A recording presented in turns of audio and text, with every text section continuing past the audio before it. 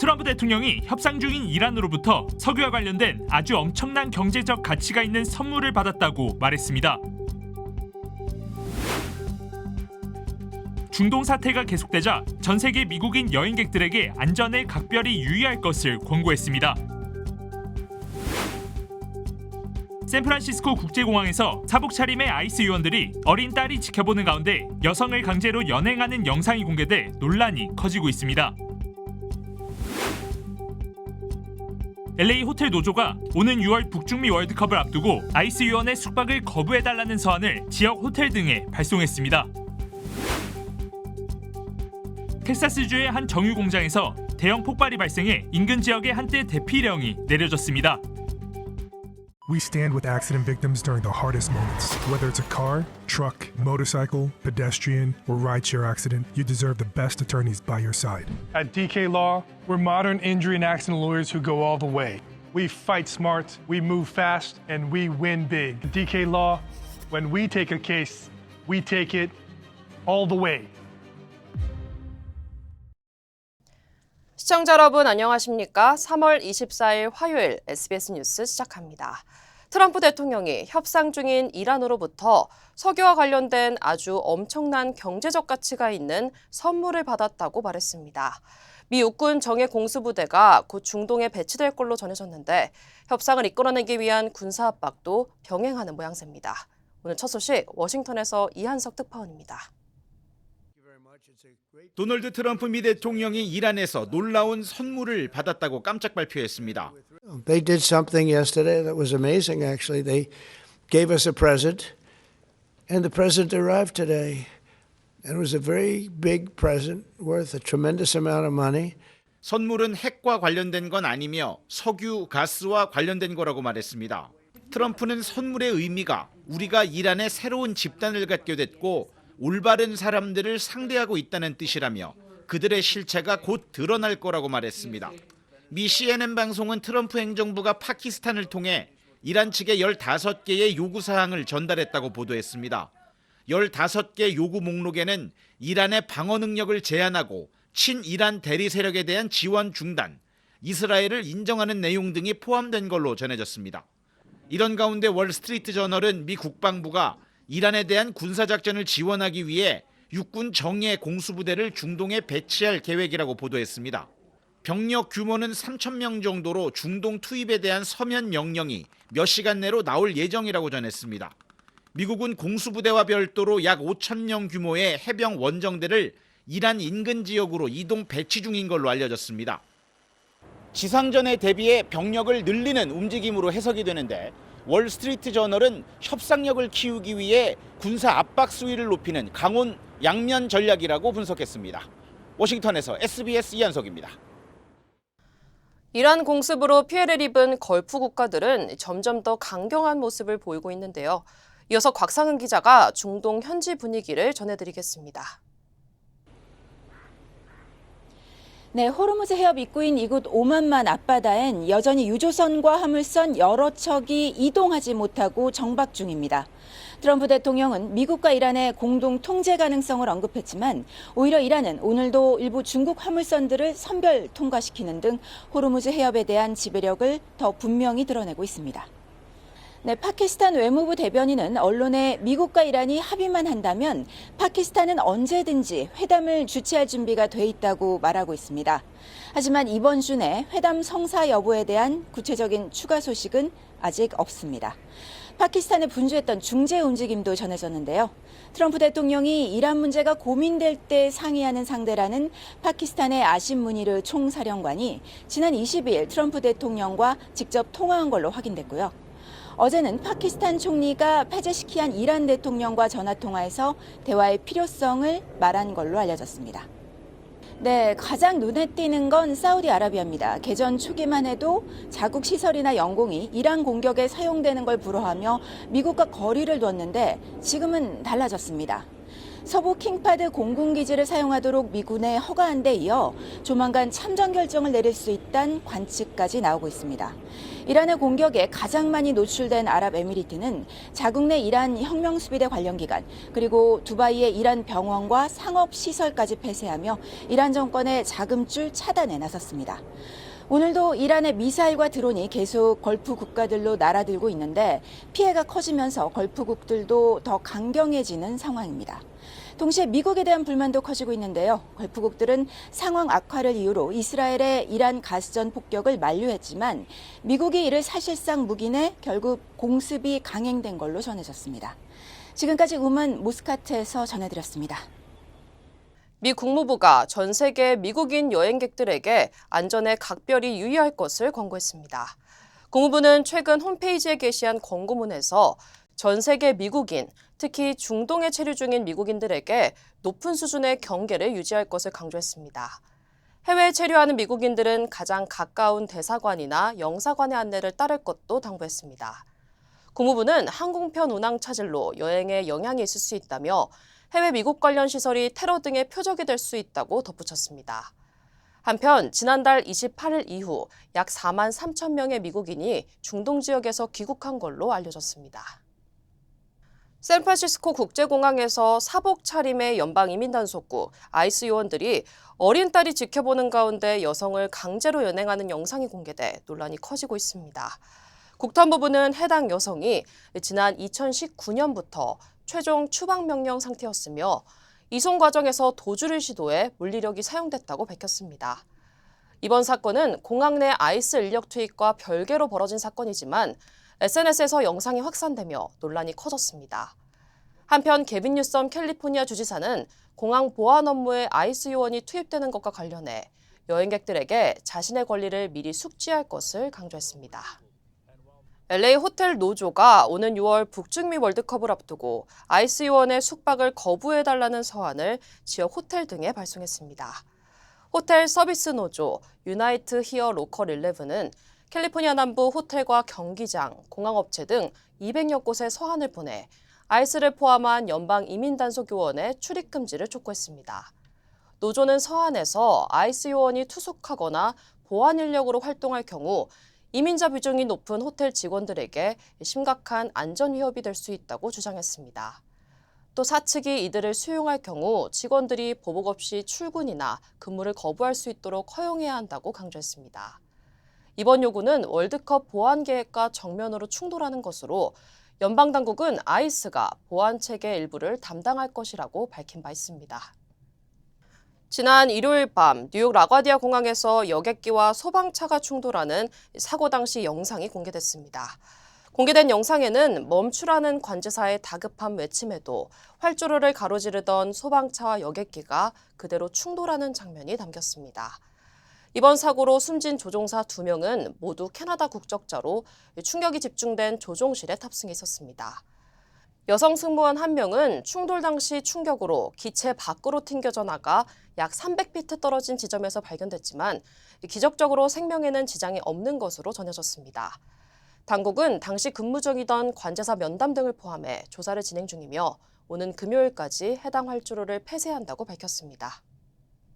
텍사스주의 한 정유 공장에서 대형 폭발이 발생해 인근 지역에 한때 대피령이 내려졌습니다. 폭발은 어제 텍사스주 포트아서에 있는 발레로 정유 공장에서 발생했습니다. 당시 폭발로 거대한 연기와 화염이 치솟으면서 일부 주민들에게 실내 대피 명령이 내려졌습니다. 당국은 사망자나 부상자는 없으며 공기질 이상도 확인되지 않았다고 밝혔습니다. 대피령은 폭발 발생 약 12시간 만에 해제됐고 통제됐던 인근 고속도로도 다시 개통됐습니다. 노스캐롤라이나주의 한 수영장 파티에서 총격 사건이 발생해 1명이 숨지고 4명이 다쳤습니다. 사건은 지난 22일 저녁 7시쯤 샬럿 북부의 한 주택에서 10대 청소년 400여 명이 모인 수영장 파티 도중 발생했습니다. 갑작스러운 총격에 현장은 아수라장이 됐으며 이로 인해 1명이 숨지고 4명이 다쳐 병원으로 이송돼 치료를 받은 것으로 확인됐습니다. 경찰은 파티 도중 말다툼이 총격으로 번진 것으로 보고 있습니다. 현재까지 용의자는 체포되지 않았으며 정확한 사건 경위를 조사하고 있습니다. LA 북부 레이크휴즈의 한 주택에서 개와 고양이 300여 마리가 구조돼 당국이 동물 학대 여부를 수사하고 있습니다. LA 카운티 동물관리국은 동물복지법 위반 혐의로 수색영장을 집행해 개 250마리와 고양이 60여 마리 등 모두 316마리를 구조했다고 밝혔습니다. 구조된 동물 가운데 치료가 필요한 개체는 동물병원으로 옮겨졌으며 일부는 보호소 과밀을 막기 위해 오늘 항공편으로 인디나주로 옮겨진 뒤 시카고 지역에서 입양 절차가 진행될 예정입니다. 당국은 비위생적인 환경에서 집단 사육됐다는 신고를 받고 수사를 진행 중이며 현재까지 체포된 사람은 없는 것으로 전해졌습니다. 지난해 한국인의 미국 비자 발급 건수가 전년 대비 14% 줄어 두 자릿수 감소를 기록했습니다.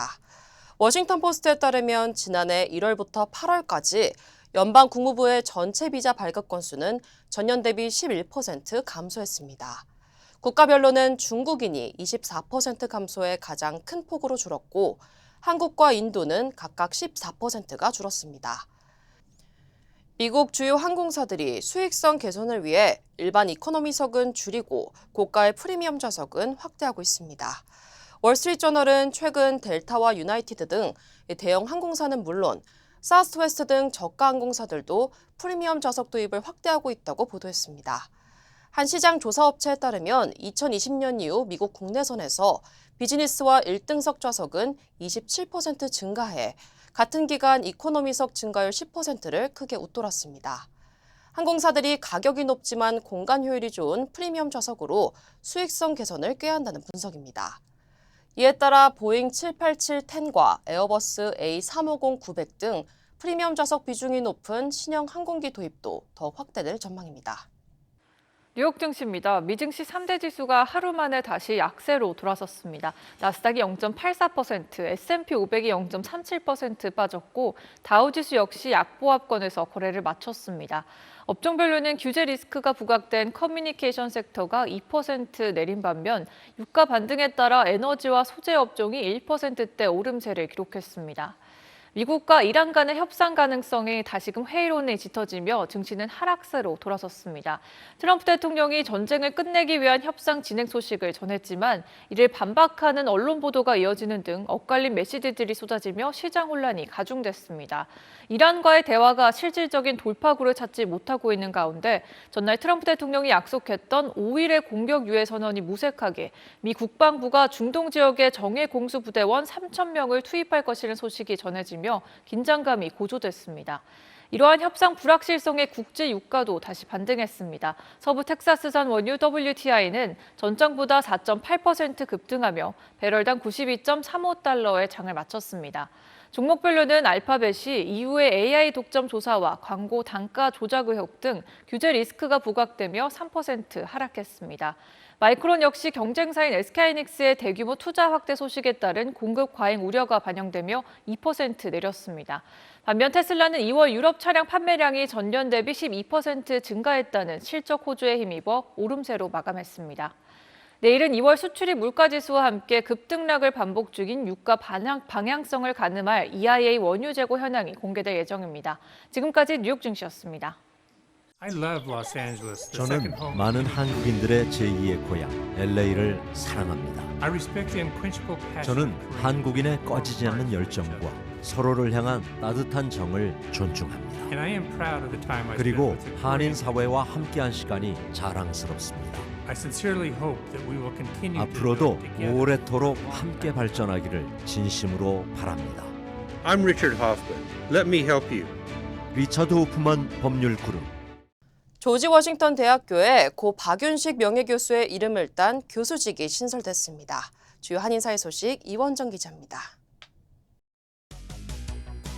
LA 총영사관과 코트라 LA 무역관이 오는 4월 3일 LA 더 라인 호텔에서 한인 유학생과 취업 준비생을 위한 커리어 전략 세미나를 개최합니다. 이번 행사에서는 AI 시대에 맞는 취업 전략과 이력서, 네트워킹, 인터뷰 준비 등 실질적인 취업 노하우가 제공되며 15년 경력의 커리어 전문가가 강연에 나섭니다. 주최 측은 이번 세미나를 통해 한인 청년들의 미국 취업 경쟁력을 높이고 이어 4월 말 USC에서 취업 박람회도 개최할 예정이라고 밝혔습니다. 대한항공이 대한축구협회와 공식 파트너 계약을 체결하고 대한민국 축구 국가대표팀 후원에 나섰습니다. 이번 계약에 따라 대한항공은 향후 2년간 대표팀 항공권을 지원하고 협회 공식 활동 전반을 후원하며 2026 북중미 월드컵에서도 12번째 선수로 함께할 예정입니다. 또한 대한항공은 엠블럼과 로고 사용권, 경기장 광고, 대표팀 초상권 등 다양한 권리를 확보하며 기내 엔터테인먼트를 통해 축구 관련 콘텐츠도 선보일 계획입니다. 조지 워싱턴 대학교에 한인 석학의 이름을 딴 교수직이 신설됐습니다. 조지 워싱턴 대학은 한국인 최초 하버드대 경영학 박사이자 국제경영학의 대부로 불린 고 박윤식 조지 워싱턴대 명예교수의 이름을 따 박윤식 국제경연 조교수 부교수직을 신설했다고 밝혔습니다. 이 교수직은 부인 강혜원 씨가 지난해 11월 별세 직전 기부한 재원으로 마련됐습니다. 워싱턴 DC에 위치한 주미 대한제국공사관 방문을 위한 찾아가는 공사관 무료 셔틀 서비스가 메릴랜드 지역으로 확대됩니다. 첫 셔틀은 엘리코시티 롯데플라자에서 다음 달 8일 오전 9시 30분 출발하며 이후 4월부터 짝수달마다 둘째 주 수요일 정기 운행될 예정입니다. 공사관을 방문하기 원하는 한인들은 메릴랜드 한인회를 통해 신청할 수 있습니다. 제20회 아시안 팝업 시네마가 다음 달 12일까지 시카고에서 개최됩니다. AMC 뉴시티 14 등에서 열리는 이번 행사에는 김성윤 감독의 파평과 노영환 감독의 후광, 연문경 감독의 지구 최후의 여자 등 한국을 포함한 아시아 지역의 다양한 작품들을 선보이고 시상식과 특별 게스트 초청 행사도 예정돼 있습니다. LNG 생산시설에 심한 피해를 입었던 카타르가 한국과 맺은 LNG 공급 계약을 제대로 이행할 수 없다고 선언했습니다. 한국은 수입 LNG의 15% 정도를 카타르에 의존하고 있어 가스 가격에 꽤 영향이 있을 것 같습니다. 보도에 한성희 기자입니다. 카타르 에너지가 한국과 중국 등 4개국과의 장기 LNG 공급 계약에 대해 불가항력을 선언했습니다. 카타르 라스라판 LNG 생산시설이 지난주 이란의 공습으로 파괴돼 LNG 수출 능력 17%가 마비된 데 따른 것으로 불가항력 선언은 전쟁 등 통제 불가능한 사태로 계약을 정상적으로 이행할 수 없을 때 배상 등 법적 책임을 면하기 위한 조치입니다. 우리나라의 LNG 수입량 중 카타르산은 15% 안팎을 차지해 부족분을 비싸게 사들이게 될 경우 국내 산업계뿐 아니라 일반 가정 가스요금도 영향을 받을 수 있다는 관측이 나옵니다. 이란은 강경한 공세 태도를 늦추지 않고 있습니다. 최근 이스라엘 공습으로 숨진 안보수장의 후임으로 혁명수비대 장성 출신의 강경파 인사를 임명하는가 하면 이스라엘을 향한 미사일 발사 장면을 새로 공개했습니다. 이스라엘 국방부 역시 친이란 무장정파 헤즈볼라 섬멸의 목적 달성까지 레바논 남부에 주둔하며 공격을 계속하겠다고 밝혔습니다. אנחנו ממשיכים לתקוף באיראן בכל העוצמה. ביחס ללבנון 이에 맞선 헤즈볼라 측은 이스라엘의 레바논 남부 점령 시도에 강력한 저항 의지를 분명히 했습니다. ولذلك لا يوجد لدينا خيار سوى التصدي لهذا العدوان والتشبث بالأرض. 레바논에서 발사된 로켓에 이스라엘 북부에서 30살 여성이 숨졌는데 헤즈볼라의 직접 공격으로 인한 첫 이스라엘 민간인 사망 사례로 기록됐습니다. SBS 한성희입니다. 전문가의 도움이 없다면 SBA 대출은 막막하게 느껴질 수 있습니다. CBB뱅크는 SBA 대출 전문가입니다.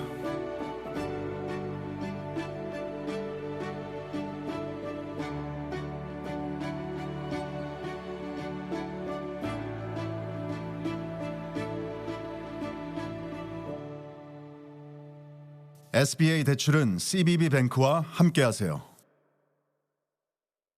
치명 믿을 수 있습니다. 치명 포장하지 않습니다. 그 대신 정관장은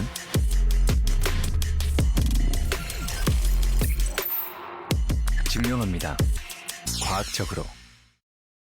정관장. 4년 넘게 러시아와 전쟁을 치르고 있는 우크라이나 상황도 악화하고 있습니다. 유네스코 세계문화유산까지 훼손됐습니다. 보도에 권영인 특파원입니다. 우크라이나 서부도시 르비우에 러시아 드론이 굉음을 내며 날아듭니다. 대낮에도 이어진 드론 공격으로 도심 곳곳이 화염에 휩싸였습니다. 어제 새벽 러시아는 드론 392기와 미사일 34기를 동원해 우크라이나 도시 10여 곳에 대규모 공습을 감행했습니다. 우크라이나군은 365기의 드론과 23개의 미사일을 요격했다고 밝혔지만 수도 키이우를 비롯해 곳곳에서 민간인 피해가 속출했습니다. 제2도시 하르키우에서 전동열차가 드론 공격을 받아 60대 승객이 숨지는 등 전국에서 7명이 목숨을 잃었습니다.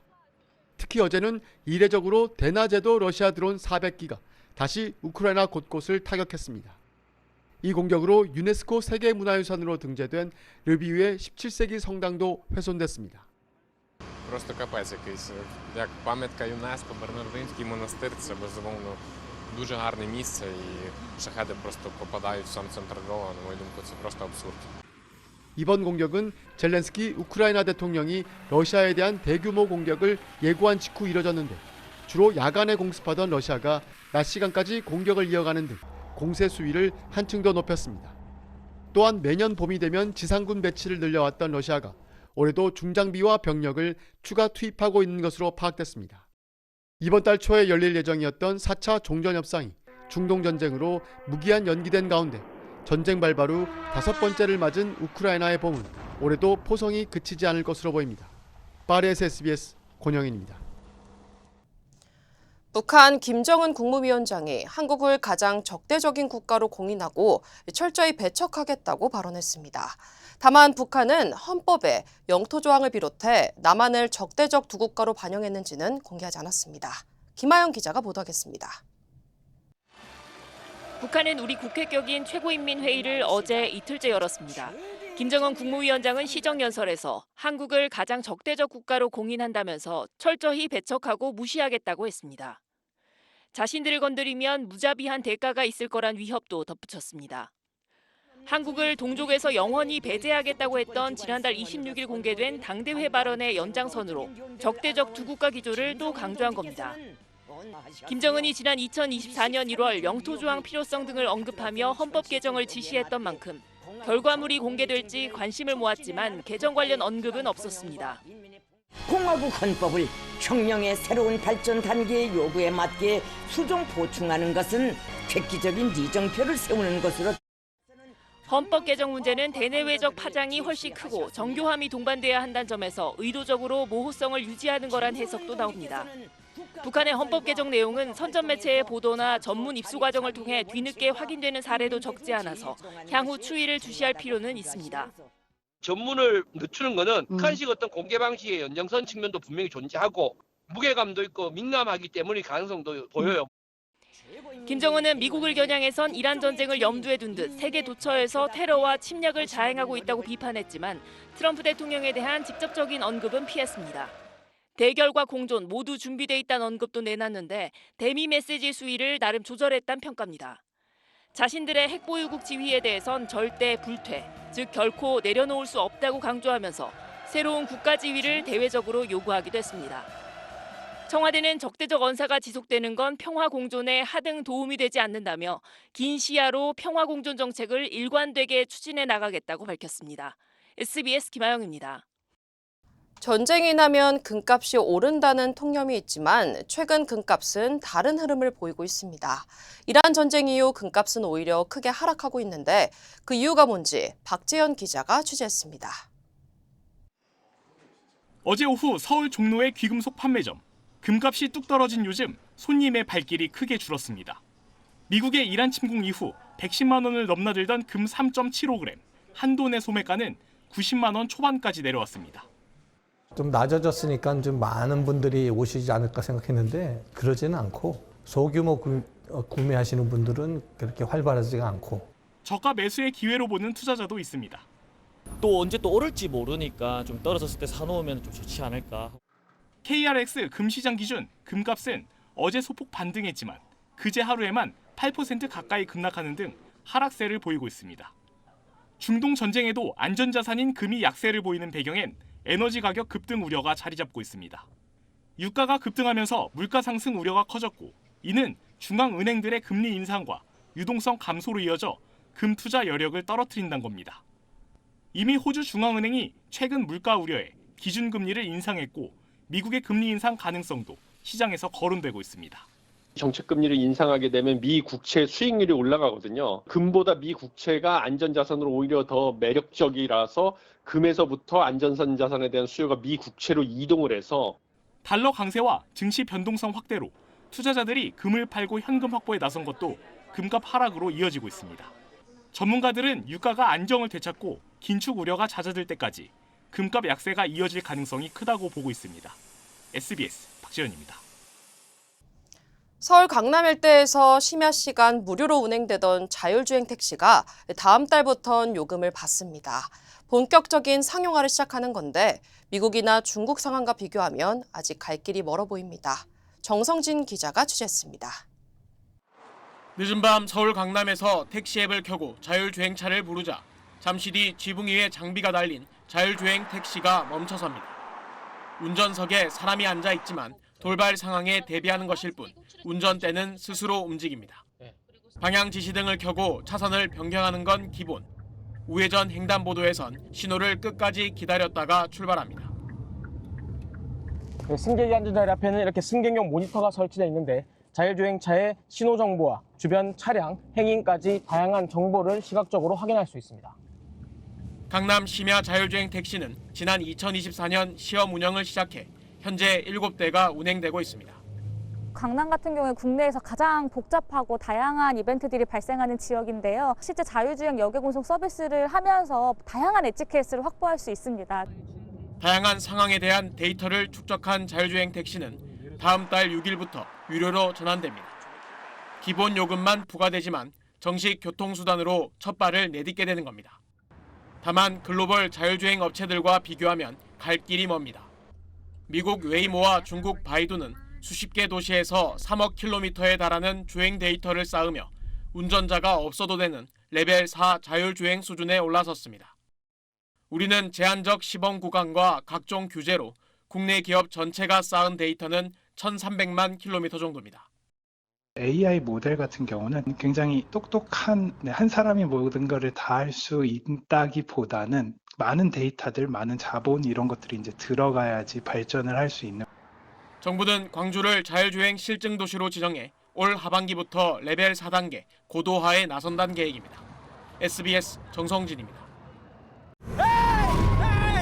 Call DK Law. DK Law, how can I help you? Crazy accident. They cut me off and then cut my car in half. I think you need to go to the hospital. Oh. DK Law will be there for everything you need. Oh, that's nice. DK Law goes all the way.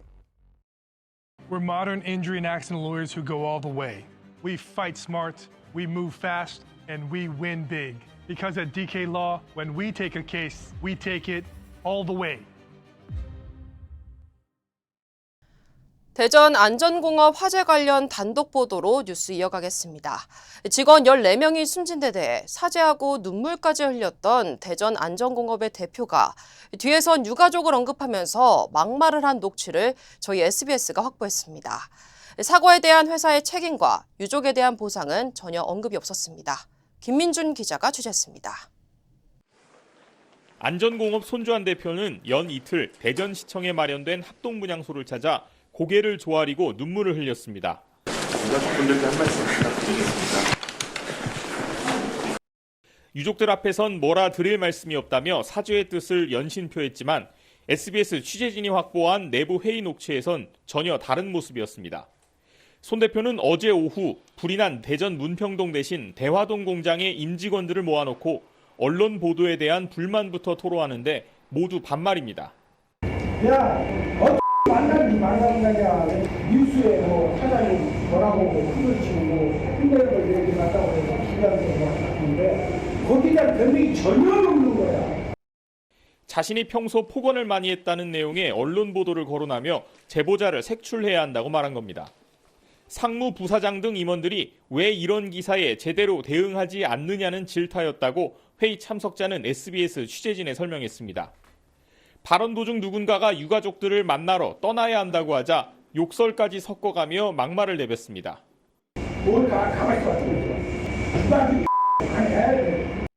유가족과 언론이 없는 곳에선 180도 다른 태도와 발언이 이어집니다.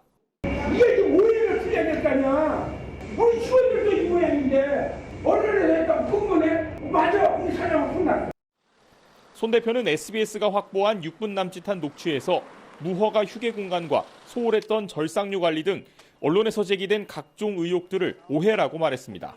SBS 김민준입니다.